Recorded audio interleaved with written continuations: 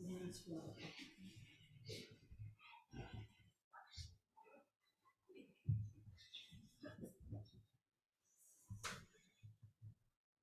Daishin and Kate is coming to us again from Ames, Iowa. Please, to continue our discussions on faith and mind, which we just chanted.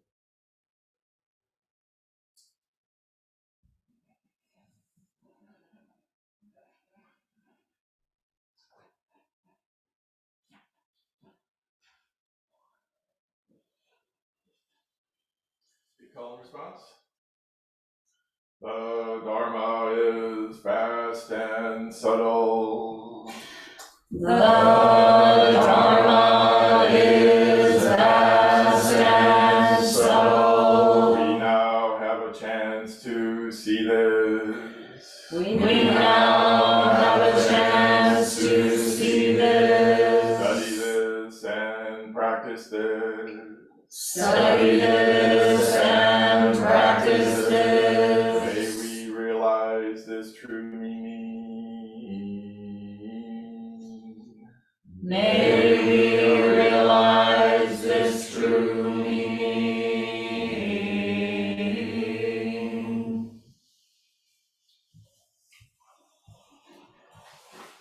Hey, thank you, everybody. Thank you so much for your practice this morning. Thank you for giving me the opportunity, this real privilege to be able to share the Dharma with you this Sunday morning, very close to Buddha's birthday. You know, when I am tasked with giving a Dharma talk, it's really, I see it as a great gift for me. It forces me to a certain extent to study and to understand the Dharma a little bit more deeply. And I would not do it otherwise if it wasn't for you. I'm not knowledgeable of all aspects of the Dharma. I try to keep practice practical. Right? So doing what needs to be done. That's the heart of our practice. If you don't get anything out of this Dharma talk, right? We're going to be talking about mythology, story, philosophy here. If you don't get anything out of this Dharma talk, the Dharma is really, really, really, really super simple. It doesn't have to be complicated at all. It just basically whittles down to one thing. Do what needs to be done. Right here, right now, in the Dharma. Just do what needs to be done. If that's Zazen, great, do Zazen. But it may be something else as well. And so when I get tasked with offering a Dharma talk, that's my job. And it's such a wonderful, wonderful job for me. I couldn't be happier. I could not be happier. So thank you for that. Okay, so we're going to continue on with the studying of the verses on the faith mind. And of course, like I mentioned, I'm not an academic. You know, I don't study this from an academic perspective, although I deeply appreciate the academic perspective on this, on the Dharma. But I'm coming at it mainly from a practitioner's perspective. Like, how do we put this? How do we apply this to our lives? And I will do my best to maybe communicate some of my own thoughts on this. But I would encourage you to, look at this for your own practice in your own lives. And again, thank you for being here with us today. This is lovely. When considering any ancient writing, we need to think about who wrote it, why they wrote it, and who they were writing for. We also need to think about the genre in which something is written.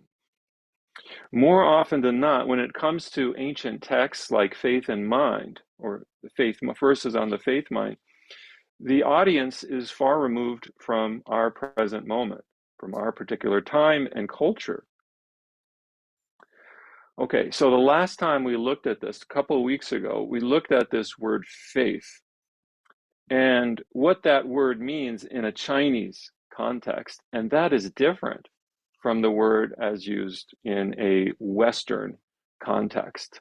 So if you didn't, I'm not going to go over that again, But if you're confused about that point, or if you have a question about faith, this word faith is so tricky in our culture because it certainly means something very different, not very different, but pretty different from the way it's used in a Chinese cultural context out of which the poem was written. So we need to understand the cultural context. We need to understand a little bit about the language. We don't have to be a master of Chinese or Chinese culture, but we need to have some kind of awareness that our culture and our religious backgrounds are different from the culture and religious background out of which this amazing text was written.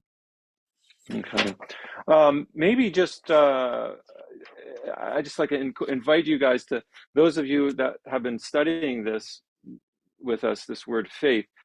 Maybe some of you can just bring up a couple of the definitions that we came up with around faith last time, just to kind of get you guys thinking a little bit. What are some of the definitions that we came up with this word faith? Like trust, or Trust. being trustworthy or true to your word. True to your word. Yeah, definitely. And Yeah, having, that's a big. yeah, being I, able to have doubt. So I okay, yeah, trust that I locked my car, not that I believe that I locked my car, and that those are. right, right. So there's a distinction between that a faith that is blind faith and a faith that allows for doubt to be also present. Another thing I mentioned last time was this idea of fiduciary responsibility. And last time I mentioned fiduciary responsibility having to do with financial exchange, but I want to amend that a little bit. I learned more recently that being a fiduciary in a fiduciary relationship with another person, and this is what faith is in this context, means that you're not just financially committed, but committed to the overall well-being of the other person. Right? That's a deep kind of a trust that you're committed to that person's overall well-being. And I've experienced that sense of trust from my own teacher. That's how she took full responsibility as a priest in training. She took full responsibility for my training, and she was able to provide room, board, and the training necessary to kind of move me through through transmission and then later Zuisei. Not just my Zen teacher, though, but also I could say that there's certain people in my life that have had this kind of relationship with me. Certainly my parents have had that. I've had certain other teachers that may not have been directly Zen related, but had taken up my welfare, my well-being. So you might, and I just say that so that you might reflect in your own life these kinds of relationships that you've had where somebody has maybe taken responsibility for your well-being, or the reverse, that you've taken responsibility for somebody else's health and well-being overall. Okay, so let's talk about the author today, the author of Faith in Mind. The author is, some of you might know this, Kanchi. His name is Kanchi Sosan. And I want to ask Sosan Flynn if the name that she has is the same as the name of the author of this text. I'm guessing it may be, because oftentimes teachers will do that. They'll give students names that belong to famous teachers.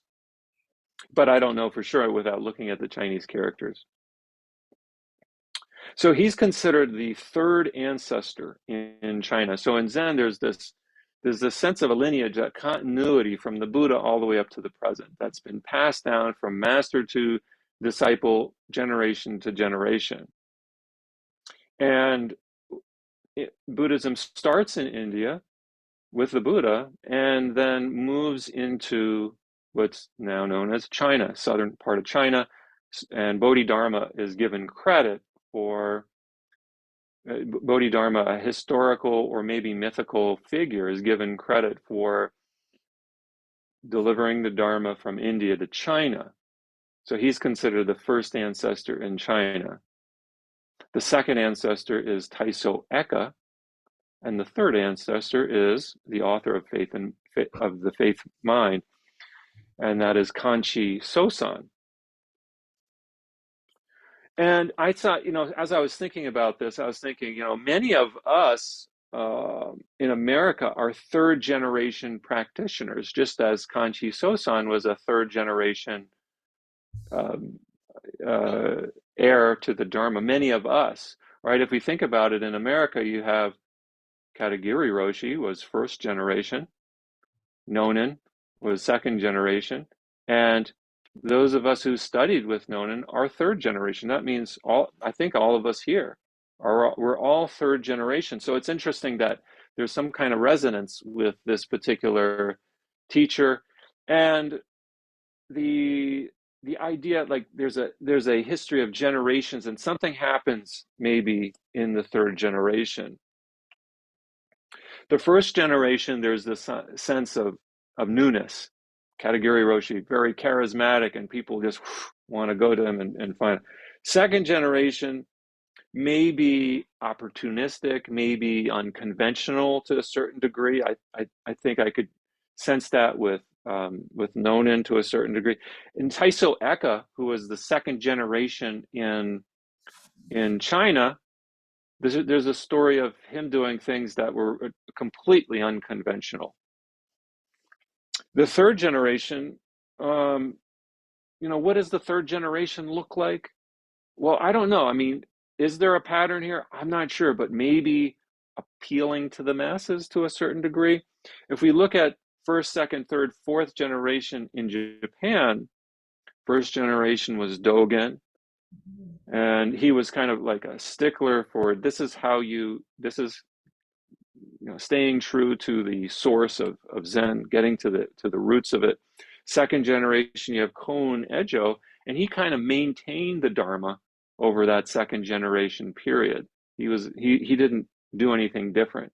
Well, I shouldn't say it like that, but he was a faithful recorder of Dogen's writings and teachings and his Dharma talks.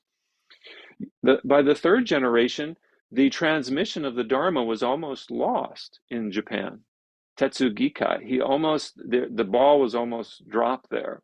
It was a very shaky time in Zen history in Japan, and not too much different from perhaps the way we might be experiencing it today. There's some major upheavals, major changes going on across sanghas in the United States. This is third generation.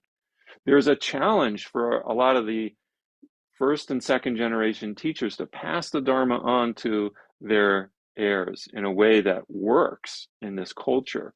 It's very tumultuous to a certain degree. Fourth generation in Japan is Keizan Jokin, and he's able to popularize Buddhism, and it gets spread quite widely with him. So anyways, this is just giving some context, some patterns of what's happened historically. Whether that happens for us or not remains to be seen. So who was this? Who was Kanchi Sosan?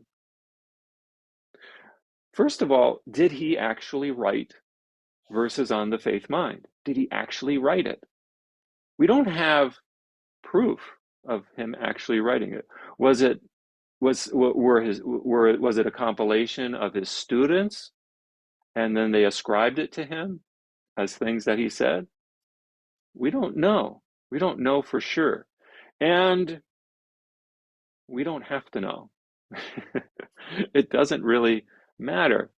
He could very well be a mythical figure in Soto Zen. We could leave it at that, or we could think of him as historical, that he actually lived and was a person. But when we go to writings that are 1,500 years old or so, maybe even 1,000 years old, we got to ask questions like this. But in either way, when we get to the answer, it doesn't really matter, because the the writing itself in some way has inspired us. Who wrote it? We call Kanchi Sosan, and let's just leave it at that for now. We can. There may be evidence in the future that disproves Kanchi Sosan even existed. That's not going to change anything. There may be evidence that securely proves that Kanchi Sosan wrote it. That's not going to change anything as far as we're concerned, as far as I'm concerned. So let's look at the, I've got in front of me 3 different translations of the first couple of lines of the story of Kanchi Sosan in the transmission of light. You guys, I don't know how familiar you are with this, the transmission of light, but basically this, when we recite the names of the Buddhas and ancestors, this book, Transmission of Light, details all of the enlightenment stories of all of these teachers from the Buddha all the way up to Dogen. So it's a fascinating read if you're into the philosophy of Zen, but also again, I want to impress upon us the importance of not taking these stories too literally, or rather historically, as historical fact. You do yourself a great disservice to think of these stories as history. There may be elements to them that are historical, maybe not. But more often than not, there's a strong mythological component, and that's what I'm more concerned about, is the mythology here. So take it as that. But here's the story. Here's the story of Kanchi Sosan as he meets his teacher. So I'm going to read to you 3 different versions of it, 3 different translations. The first one is from Thomas Cleary, amazing translator of Buddhist texts. Thomas Cleary was. So I really admire his translations. Okay, Sosan. I'm reading the Japanized way. Kanchi Sosan, first of all, is the Japanese way of saying his name. There's a Chinese way of saying his name, and the way that it's written here, I cannot pronounce it faithfully. Sang Chan, maybe? I don't know. So I'm going to give you the Japanized translation. Let's say, Kanchi Sosan said to the Zen master Taiso Eka, quote, "I am riddled with sickness. Please absolve me of my sin," unquote. Taiso Eka said, "Bring me your sin and I will absolve you." After a long pause, Kanchi Sosan said, quote, "When I look for my sin, I cannot find it." Taiso Eka said, quote, "I have absolved you. You should live by the Buddha, the teaching, and the community." All right, that's translation 1. The next translation is by the Shasta Abbey crew. And let's see here, Kanchi Sosan. Upon meeting Taiso Eka, Sosan asked him, "My body is riddled with disease. Please, Reverend Monk, cleanse me of my defilement." Eka replied, "Bring me your defilement, and I will cleanse you of it." Sosan thought long and hard about this, then said, "I have searched for my defilement, but cannot find it. I have cleansed you of your defilement. It is fitting that you dwell in accord with Buddha, Dharma, and Sangha." Okay, that's the Shasta Abbey version. And there's one by the Japanese teacher Nishiyama, Kosen Nishiyama. This may be a little bit closer to the original, the literal translation.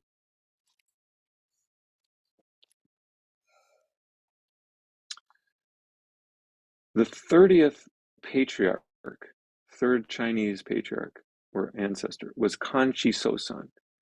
He said to Eka, the 29th ancestor, "Your disciple, myself, is afflicted with leprosy. Please purify my sinful body." Eka said to him, "Bring me your sin and I will purify you." Sosan replied after a while, "When I look for it, I cannot find it." Eka said, I have purified you. Now you should take refuge in the three treasures, the Buddha, Dharma, and Sangha.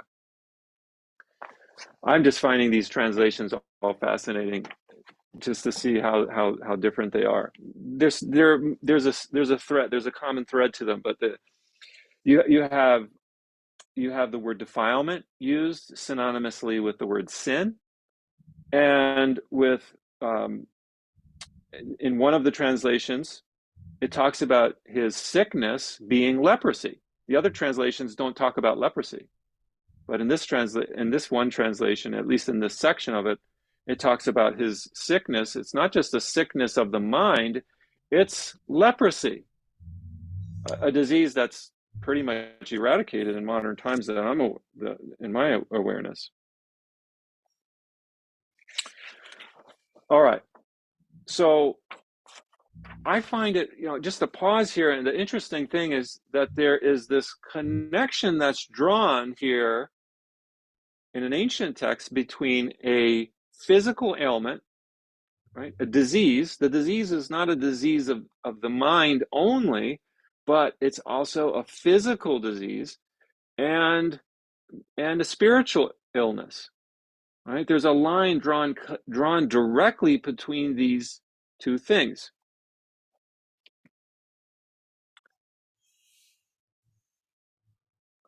What is the worldview that connects spiritual well-being with physical well-being? Right? That's a question I want to ask you guys, is what is this worldview that is able to connect our spiritual well-being with our physical well-being?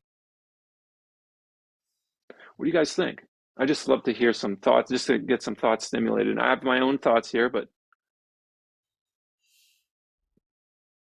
My thought on yeah. this is that there's,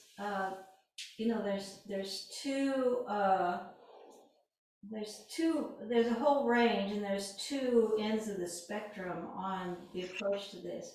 One is that, if you have a physical ailment like HIV, it's because you've lived a sinful life, which is a very negative way of tying physical and spiritual ailment. And then, there on the other end, I guess, is a different point of view that basically does tie physical and spiritual aspects of existence together in a completely different way. Yeah, and I don't know if I can. I think you're articulating this real well, Pam. I think there's some problematic things here. It's a tricky landscape to traverse, because on the one hand, we're talking about a worldview that has no distinction between the physical and the spiritual, which in some ways um, this can be used to critique our modern period that makes a sharp distinction between physical ailments and spiritual ailments. And for example, you go to the doctor for your physical body, you go to the therapist for your mental concerns, you go to the priest for your spiritual concerns. This is a worldview that wraps those three into one, that there's a connection between all three. So there is some benefit to seeing the world as whole in that way. The problem, like you just articulated, Pam, is that there tends to be a connection then with more like morality and illness. In other words, if you've got an illness, then there must be some moral degeneration that took place. And that's we can look at this with a critical eye at Buddhist texts. We don't have to take Buddhist texts as the word of God. We can look at them and say, is this really a helpful way of seeing the situation? Is it helpful to tie morality with physical illnesses? In other words, you're at fault for your physical illness because of your morality. And I don't want to say one way or the other that that's the case, but there seems to be a suggestion here that that may be the case. And you can find it in other Buddhist literature as well. So we need to take a critical approach here, not just assume that there is a direct link between morality and physical illness, but also not to assume that there's no connection there either, right? So it's a very fine line, because karma doesn't distinguish between physical and spiritual. Karma doesn't distinguish. It's just, this is a worldview. This Buddhist worldview is a worldview that doesn't make these distinctions, like karma works in one way in the physical dimension and another way in the spiritual. No, they're all wrapped up. It's all wrapped up. Yeah. So I guess what I hear, and obviously we don't want to be literal, because I've had friends, I knew someone who grew up Christian Science and watched her mother suffer greatly, and they kept telling her she wasn't praying hard enough, and that to me is horrific. Right. However, Yeah. it's important though, if you're physically out of whack, you're going to be spiritually out of whack, and vice versa. So that connection is there. That if you're suffering, then your mind's out of whack, and then you're to your point, then you're going to the physical doctor because you're in physical pain, perhaps caused by some mental conditions, and vice versa, because they're interconnected. Then you're going to the therapist, then you're also getting the spiritual. But they are there is a connection, I think, that does need to be acknowledged. Body, mind. Yeah. Right, body and mind are not two. That's a good way to say it. The impact of stress on the body. Yeah, stress and how stress affects you, and all of a sudden Yeah. to your stomach. Well, why are you sick to your stomach? Because you had a fight with your spouse or your kids, or something terrible is happening. So you're sick to your stomach. Well, there's definitely a connection. And I think if we look at it from that standpoint, not the moral stuff, but if we look at it from the mind and body are not two, then I think it makes a lot of sense. Yeah. Yeah. Totally. Sarah, did you want to add something? Well, and I also, yes, like it's all, mind and body are not two, and that makes sense to me. What it brought up for me is, like, I've worked with a lot of people who are sick, like terminally ill, and it's very interesting, and it's like sacred to watch people whose bodies are deteriorating and to watch them become at peace with it. Mm-hmm. And that's kind of what the story, in my experience, elicited. It brought up me seeing, somebody's like, my body is so sick, it's a problem, I need you to stop this. And he was like, bring me the problem. And they're like, and I looked at it and I'm like, there's actually no problem. And when people come to terms with their bodies and what's happening in that way, even as their bodies are deteriorating, like that's really, it's profound. Yeah, I think we're talking about something really profound here when with this response of Kanchi Sosan. So, it's much deeper than we have to look a lot deeper. And even the story goes that he thought about it for a long time. We don't know how long he thought about it. We don't know how much space and how much silence was there. Or, did he go away for 3 days and then come back? Was he sitting with this? Was this a koan that he was practicing with? We have no idea. It just says he thought about it for a long time. Right. Okay, so he does this. When I look for my sin or defilement, these words are both translated as whatever Chinese character is, as sin. See, that gets us into the moral. The other one is defilement. That's another word that's used here. That's another possible translation. It might be softer on our Western ears to hear this word defilement. There's something that's defiled. When I look for my sin or my defilement, I cannot find it. In other words, he's tying his physical leprosy with some form of mental defilement. Like his mind is corrupted in some way. He's acknowledging, maybe a way to say this is that he's acknowledging his past karma. This is I think the key point for us is that it's an encouragement for us to look at the ways that we have acted that may have been unskillful in the past. It's not to blame us or to cast judgment. when we were reading Faith and Mind, chanting Faith and Mind, the Faith Mind this morning, it talks about casting off judgment. So this isn't about it's just being honest with your activity. And we all, myself included, we all have some ways to improve upon our past karma, whether it's the interactions with our parents, with our children, at our workplace.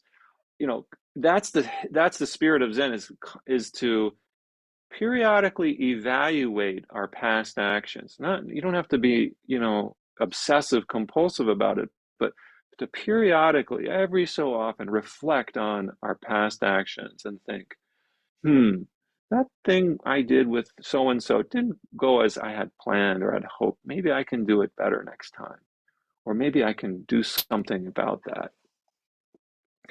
And the reason for it is for one of the reasons could be for our very own health. There's days, I'm just saying, there are days, even today, there were times where I feel so helpless to do anything for anybody. I want to help everybody. I want to help my child. I want to help my wife. I want to help folks that are living with us. And there are days where I feel like, there's certain things I want to do and I can't do it. Not because I physically can't do it, but it's just, it's not working. I've tried, it doesn't work. And so sometimes we find ourselves in these circles where we want to do something. And Zen is just saying, okay, if you want to help, make a circle back to yourself and start there. What can you do? What can you do? What can you do to better the situation? Start with yourself. Start with yourself. Acknowledge your own difficulties, challenges in life. It's not just about the challenges of the other person that you can help with. That's just a reflection. Zen says that's a mirror reflection of something inside of us. When I see my son suffering, that's not my son suffering, that's a mirror for me. If I'm getting upset about it, that's a mirror for me. There's something I have to look at in myself. So Zen is just saying, especially if you can't do anything, if you can do something, great. But if what you're doing isn't working, try this. Try seeing the situation as a mirror of your own mind and proceed from there. Okay. When I look for it, I can't find it. Say more And about that? Taisuaka says, I'm sorry, do you mind saying more about that? Like, how would you look at it as a reflection of your own mind? Can you just give an example? yeah. So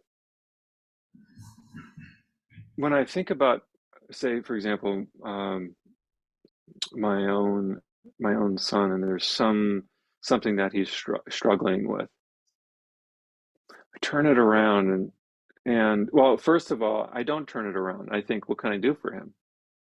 That's the immediate, right? Like, what can I do for him? He's suffering. What can I do with it? So earlier today, he was screaming about something, and my initial response was anger. Like, what's going on? What's the big deal? And that anger, I could do a couple things with that. I could go over to him and say and reprimand him. I could go over to him and be compassionate. But if I don't acknowledge my own anger in that moment and try to help him out, it's not going to go very far. Rather, I got to attend to, okay, I've got this anger in me. There's something going on here. Let me first deal with my own anger. Okay, I'm just talking to myself out loud here. This is how I deal with it as an example. Not that say that you should do this, but I'm just giving you an example as how I would deal with it. All right. Part of the issue here is I've got my own job to do, and I've got to make some clear boundaries at this moment. There's something I'm responsible for that I'm not tending to. And then I do that thing that I'm responsible for.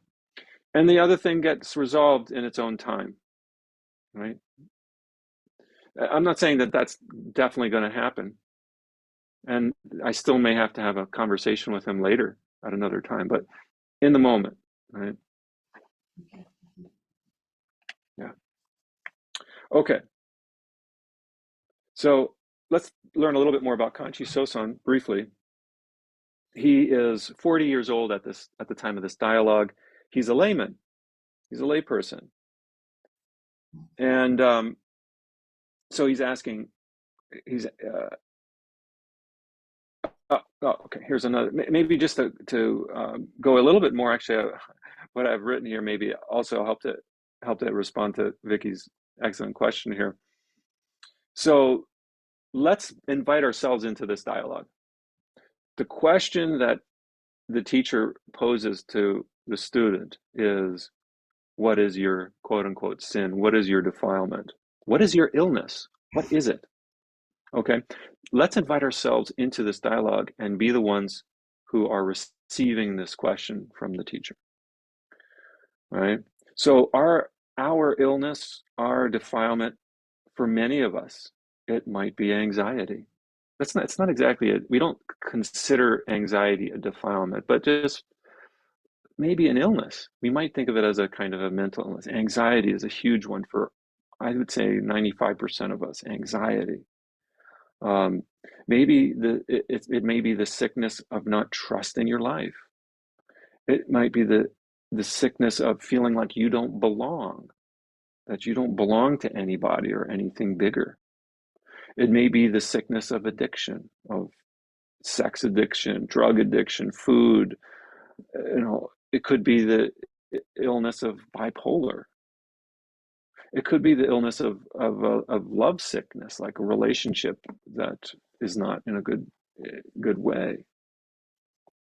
And so in this particular paradigm, Kanchi Sosan is basically acknowledging to his teacher his own illness. He's saying, this is my illness. There's something very powerful when we can state our illness. When we can state it to somebody that we really respect. In this case, it happens to be his teacher.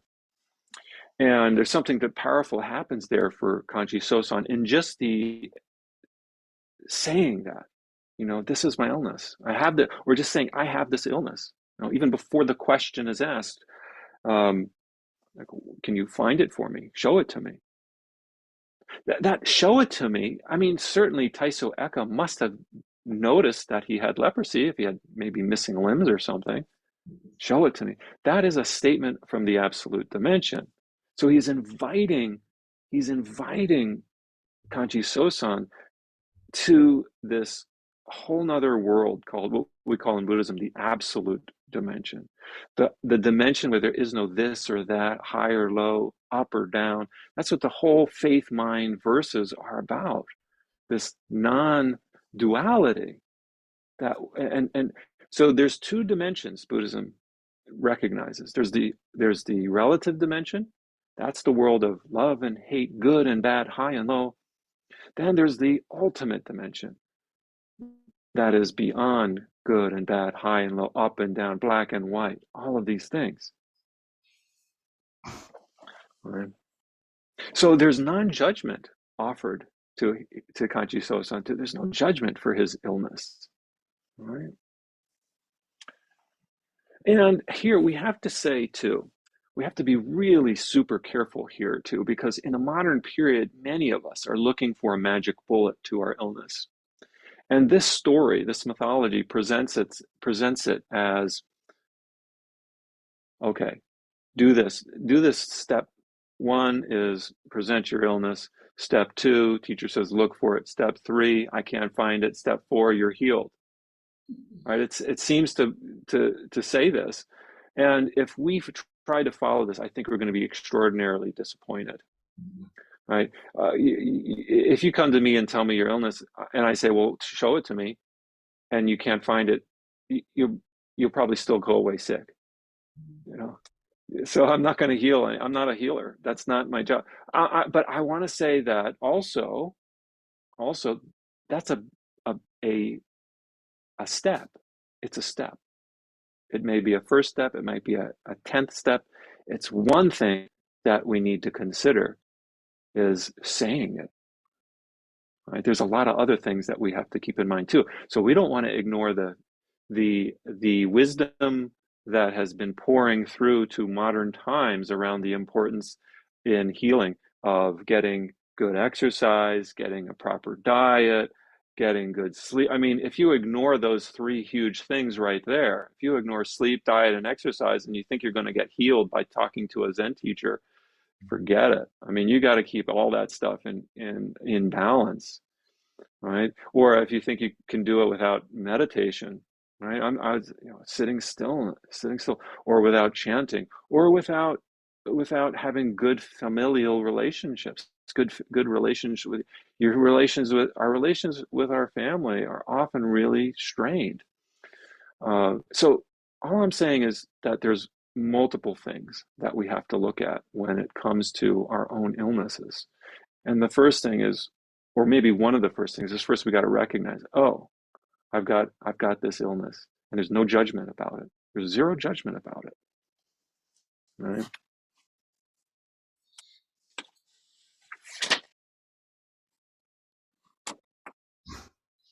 So I want to share a parallel, because here's the story that's so interesting. If we look a little closer, there's another story embedded here. There's another story. And this is the story between Taiso Eka, the teacher, and Bodhidharma, his teacher. When they first meet, there's an exact parallel that happens. Taiso Eka says almost the same thing to Bodhidharma, his teacher. And he says, my mind is anxious. My mind is anxious, he says. Please pacify it. Right? Didn't I mention anxiety? This is us. This is our age. We live in this age. My mind, he goes to his teacher, my mind is anxious. Please pacify it. What's Bodhidharma's response? Bring me your mind and I will pacify it. Yeah? Bring it to me. Show it to me. And Taiso Eka says, although I've sought it, I can't find it. Although I've sought it. Bodhidharma's response, there, I have pacified your mind. So, I love this. Sawaki Kodo Roshi has this saying that all of this writing on Buddhism, all of the sutras, all of these stories, they're all footnotes to Zazen. These are all footnotes to Zazen. They're trying to give some explanation that helps to clarify what Zazen is. We're often looking for a method. If I do this, then I'll get that. If I do the Four Noble Truths step by step, suffering, cause, cure, Eightfold Path, 1, 2, 3, 4, right? If I do that step by step, I will end my suffering. If I go to the doctor is going to give me medicine. If then, right? 1 step, 2 step. This is all, I'm not saying don't do that, but I'm just saying recognize the dualism in that way of thinking, that approach. It's a dualistic way, what we call dualistic thinking. Zazen, there's no dualism. There's no method. Zazen is not a method. When we sit in shikantaza, we're not trying to do something. As soon as we start to try or engage the mind in some kind of productive thing, we're already off the mark. And we simply recognize, come back to this moment. Daishin, Carol. Yeah, go ahead. Hi. Carolee, go for it. Sorry, Yeah. we have a few visitors today, so could you explain what Zazen is, just briefly, because then everybody can understand where you're going, and then Dharma. Yes, thank you. Oh my gosh, that's a hard question. Like, what is Zazen? I mean, I'm still trying to figure that out myself. Right? I'm still trying to figure that out myself. What is Zazen? The more I sit, the more I have to really question my own previous experience. If you feel befuddled by sitting there and you're wondering, like, what do I do next? I'm often in the same exact seat as you. Okay, what do I do next? And here's the wonderful thing about Zazen. You don't have to answer that question. You're given permission. That's the beauty of Zazen. You're given the permission here to not have to have the answers. And teacher's not going to give you the answers to your question, your real question. So what is Zazen? Zazen, we translate it roughly as meditation. But one way I would have us think about Zazen is a big, it's our life's question. Whatever our most important question is, that's Zazen. Right? And so when we're sitting upright, we're not trying to tame our mind. There are meditation techniques that you can do to, like I mentioned, methods. First, you focus on your breathing, then you calm your body. And I'm not saying those are wrong. I'm not saying that they're right. I'm just saying Zazen is a different approach to what we call practice. So when we sit, we lengthen. We can do this right now, right? Lengthen our spine up, gently tuck our chin. Right? Let the shoulders soften, the eyes soften, the gaze softens. There's a natural breathing. We don't have to focus on our breath. We watch our thoughts come and we watch them go. There's nothing that we need to realize. There's not some special insight that we have to have appear to us. We notice physical sensations. We might notice sounds. We just simply notice what comes into our sense field through the eyes, through the ears, through thoughts, through feelings. And we do our best to continue to practice without the effort involved, without focusing the mind on one thing. Equally distributing our awareness throughout the whole of the body, and even further beyond the body to notice sound, to notice space beyond us. We're not trying to locate one thought. We're not trying to locate anything, but to soften our efforts, to disengage our efforts. Right? The less you do in Zazen, the better. Right? The less you try to do with your mind, the better. Let your mind do what it does. It'll do what it's going to do, and you don't have to try to control it. All right.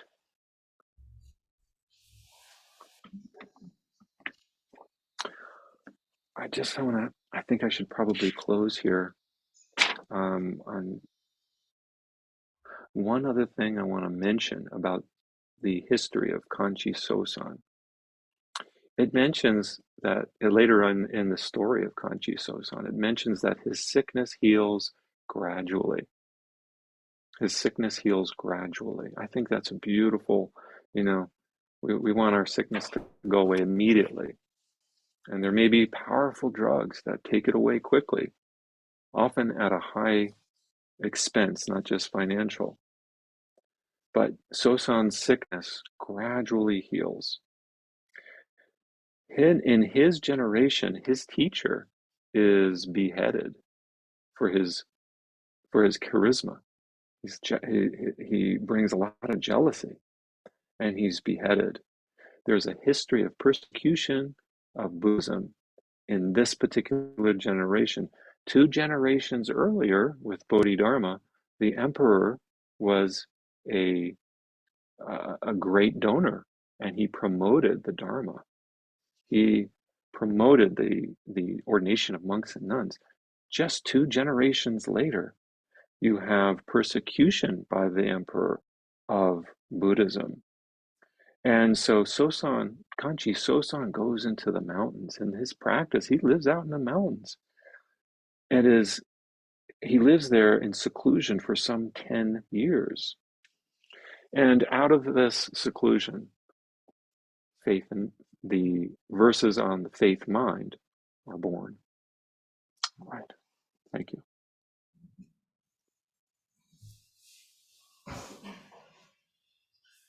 You chant the closing chants? The many beings are numberless, bowing to carry them across. The many beings are numberless, bowing to carry them across. Greed, anger, and ignorance rise endlessly, vowing to cut off the mind road. Greed, anger, and ignorance rise endlessly, vowing to cut off the mind road. Dharma gates are countless, vowing to wake to them all. Dharma gates are countless, vowing to wake to them all. Buddha's way is all embracing, vowing to follow through. Buddha's way is all embracing, vowing to follow through. Thank you, Daishin. Thank you. Thank We you. have some, Yep. first of all, today is the deadline to register for the spring Dharma book club. We're going to be looking at a new book on the precepts, very interesting one called Opening to Oneness. It's on Wednesday nights, right, Sarah? Yep. Wednesday nights, and you can participate either in person or by Zoom. So if you're interested. What times on Wednesday? 6 to 7:30. 6 to 7, okay. Yeah, we usually start with a short sitting zazen, and then have about an hour of discussion of the book. Should be very interesting. Then next weekend, we have a big weekend as well. On Saturday, the city is having a spiritual Saturday at the downtown mall, and we're going to have a table and some chairs, probably some cushions, maybe some instruments, but it's from 11 to 2, and any of you who are willing to come and participate in that, let Vicki know. Just heading up that process. And also our friend Reverend Shuji from Kansas is going to come up for the weekend. She'll be participating in that as well. And then Sunday is Buddha's birthday. Unfortunately, also Easter. But so, Shuji will be leading our Buddha's birthday celebration, which is always fun and profound. And then afterward, we'll have a community potluck lunch, and hopefully the weather will be nice. Maybe we'll be able to sit outside for that one. Then the weekend after that, we're going to have a 3-day sesshin with Daishin here, and registration for that is also online, so be sure to look for that. And the following weekend on Saturday, we're going to do an intro to Zen class. So if any of you are interested in coming and getting a deep introduction into Zen and our practice, or know somebody who's interested in finding out more about it, be sure to point them towards that. Have I left anything out? That's all I can remember. Pam, I just say it's as far as the intro to Zen, highly recommend it. It's a great way to get some bigger context of what the Zen Center is about and kind of where we're coming from. And we had a lot of fun doing it the last time. Yeah, great response to it as well. Rockets is on first and third Friday. Oh yeah, for those of you who are doing the precepts, we're going to be doing Rakusu sewing on the first and third Friday, but it's running into the sesshin, so we'll have to email about that, reconfigure maybe. Okay, so let's put our cushions back where they are and bow out together.